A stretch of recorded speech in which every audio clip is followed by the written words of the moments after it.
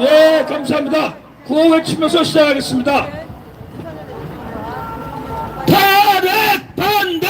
탄핵 반대! 탄핵 반대!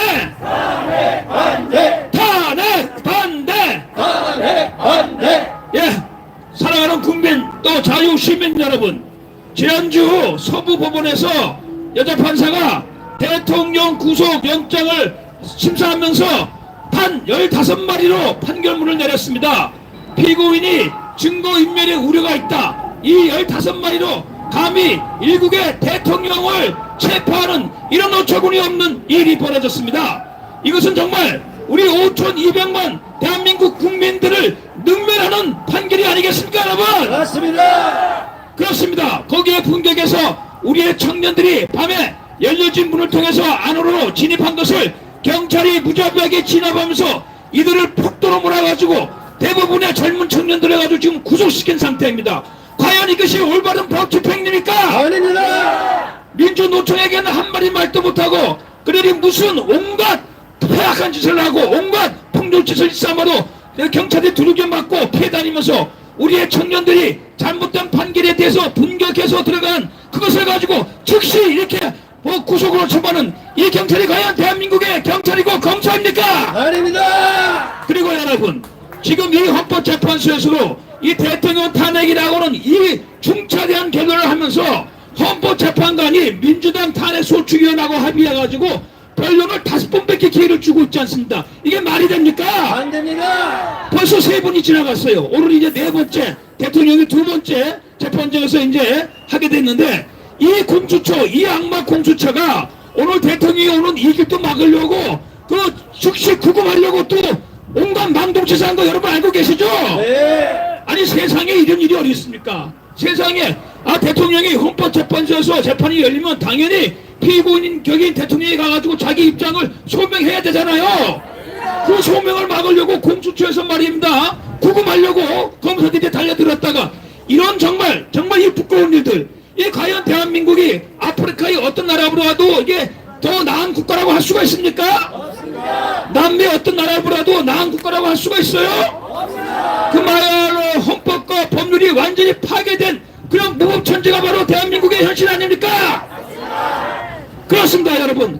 이제는 국민들이 다 알고 있어요. 심지어는 2030은 물론이고 10대들도 나서가지고 야 이게 도대체 대한민국 이게 도대체 법이냐 이런 불분간계하고 있습니다. 여러분 다 알고 있잖아요. 그러니까 이제는 더 이상 우리가 사실 이게 현실적으로 법에 의존할 수 없는 그런 상황까지 온 거 여러분은 다 인정하시죠?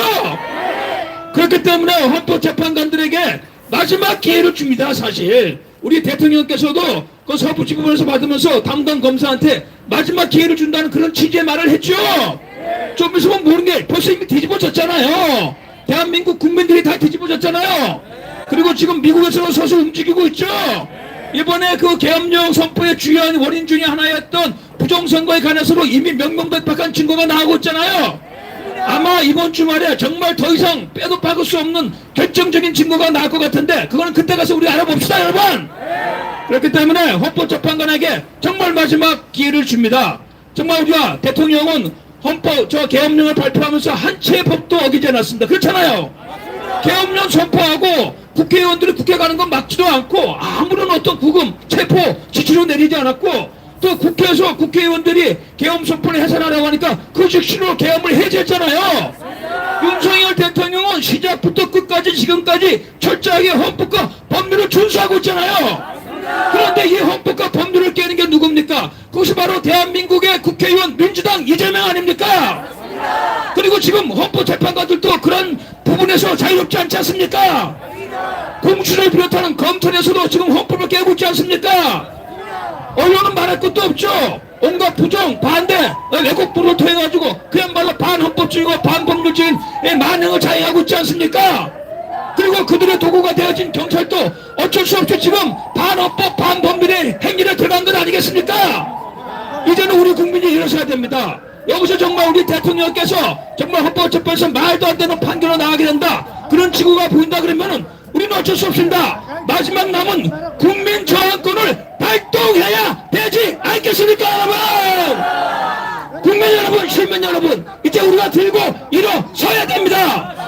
이 대한민국을 살리고 이 대한민국이 정말로 적들의 손에 종북 좌파들의 손에 더 나아가서 중국의 아가리에 들어가지 않으려면 우리가 이제 들고 일어서야 됩니다.